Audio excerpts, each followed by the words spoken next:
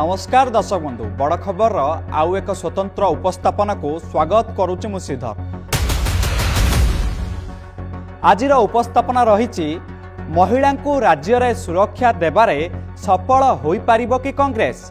एथिपाई एकथा आमे कहूचु कांग्रेस नारी को सुरक्षा देबा नारे आगरे रही। महिला को सुरक्षा देबाकू अंटा भिड़ी राज्य कांग्रेस। नारी सुरक्षा कांग्रेस मुख्य प्रसंग। राज्य में बीजेपी सरकार एक वर्ष शासन भितर नारी असुरक्षित हो पड़िथिबा कहिचंती पीसीसी सभापति भक्त दास। बारंबार दाबी उठाउथिले मध्य सरकार निघा नथिबा नै वर्षिचंती कांग्रेस वरिष्ठ नेता। राज्य में प्रत्येक दिन 15 रु ऊर्ध्व महिला केउठी निर्यातनार शिकार हेउचंती तो केउठी दुष्कर्मर शिकार हेउचंती। एहारी भितरे गोपालपुर बेलाभूमि रे जेउ भली भावरे जणे युवती को गण दुष्कर्म करागला सेई घटना रे ओडिशा सारा विश्व रे बदनाम हैला। तथापि राज्य सरकारंकर निद भांगिला नाही। सेपटे गोपालपुर घटनार ताती थमी नथुवा बेले बालेश्वर एफएम महाविद्यालय छात्री प्रति असदाचरण अभियोग सह छात्री जनक जेभली भावे निज उपरे पेट्रोल ढाली आत्महत्या उद्यम कले और परवर्ती समय रे तांकर जीवन चलीगला। एही घटना को कांग्रेस बेस गुरुत्वर सह नेछि। छात्री जनक कॉलेज प्रिंसिपाल ठारू आरंभ करी बालेश्वर सांसद उच्च शिक्षा मंत्री स्थानीय विधायक समस्त अवगत कराइथिले। थाना रे लिखित अभियोग मध्य करथिले। हेले थाना अधिकारी छात्री का अभियोग को नहीं केस मध्य करिनथिले। सेपटे एकथा मध्य चर्चा हेउची कुआडे विधायक मानस दत्तक कहिबा मुताबक केस करा जाय नथिला। एकथा आमे कहूनु आज्ञा कांग्रेस कहूची एवं एहाकु नहीं राजरास्ता को ओल्हेछि दल।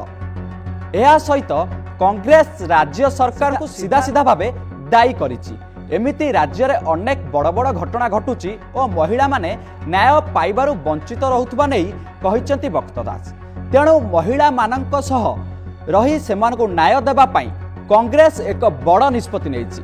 राज्य रे निर्यातित महिलांक लागि एणिकी खोलिबो कांग्रेस महिला सेल। एक ऐप मध्य रहिबो जे ऐप माध्यम रे महिला माने अभियोग करि परिबे।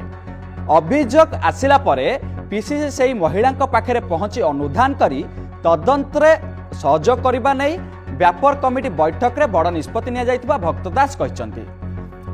जदि आमे कहिबा भक्त दास आज सांबादिक सूचना एभली भावे बड़ सूचना देइछंती। अन्यपटे दिल्ली रे इंडिया ब्लॉक बैठक बसिबाकू जाउची।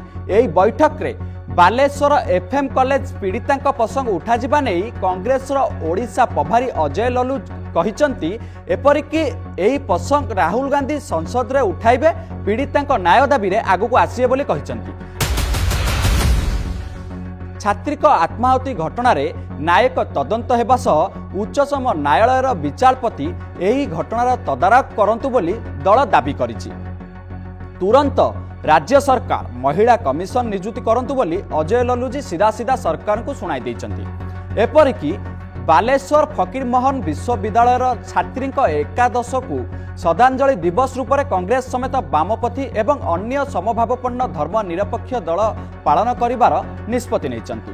सारा राज्य रे महिला कांग्रेस सहित 8टी दलर महिला सेल को यहाकू पालन करिवे बोली आज कुहा जाइछि। सबु कॉलेज विश्वविद्यालय विद्यालय गुड़िकरे 2 मिनिट नीरव प्रार्थना पई समस्त को अपील करिसंती प्रदेश सभापति भक्त दास। सरकारी समेत सबु बेसरकारी अनुष्ठान एवं 1 मिनिट नीरव प्रार्थना करिबा पई अनुरोध करिसंती। एठी साधारण प्रश्न उठुची सतरे कौन आम राज्य रे महिला सुरक्षित नुहंती? दुष्कर्मकारी संख्या कौन आम राज्य रे बढ़ुची? काहेकि ए दिगरे कड़ा दंड विधानर व्यवस्था करा जाउनी?